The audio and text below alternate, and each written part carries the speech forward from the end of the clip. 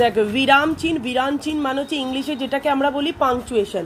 দেখবি কোনো জায়গায় যদি পুরো কথাটা কমপ্লিট হয় তখন সেখানে আমাদের কি বসে, বাংলায় বলি পূর্ণছে, ঠিক আছে, আর হিন্দিতে বলে পূর্ণ বিরাম অর্থাৎ ফুল স্টপ। আমরা কথায় কথায় বলি না ফুল স্টপ দে, কমা দে, কোনো একটা কোটেশন হলে বলি ইনভাইটেড কমা দে, ঠিক আছে। সেগুলো প্রত্যেকটার এক একটা চিহ্ন আছে। যখন দেখবি কোনো কিছু একটা ভুল হয়, কোনো একটা লিখতে ধর ভুল হয়ে গেছে, তখন দেখবি একটা ত্রিভুজের মতো এরকম একটা আমরা চিহ্ন দিই, সেটাকে বলে ত্রুটিপূর্বক। ধর একটা কোনো কিছু ভুল হয়ে গেছে দিয়ে এরকম করে নিচে দিই না, দিয়ে আবার ওপরে সেটা লিখে দিই, সেরকম এই চিহ্নগুলো তোকে করতে হবে ভালো করে, ঠিক আছে। নেক্সট আছে কাকে কি বলে, যেমন পূর্ণ বিরাম কি, তারপরে তোর অল্প বিরাম কি, এইগুলো তোকে ভালো করে জানতে হবে আর পড়তে হবে, ঠিক আছে।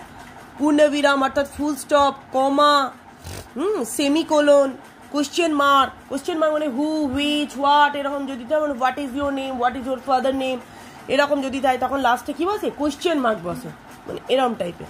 এবার চিহ্নগুলো কেমন হয় তোকে সেইগুলো জানতে হবে। এগুলো আমি পুরো করে দিলাম, তুই এবার পুরো কোশ্চেন অ্যান্সারগুলো করে দিয়েছিস, তুই এবার কর এই কোশ্চেন অ্যান্সারগুলো, কেমন।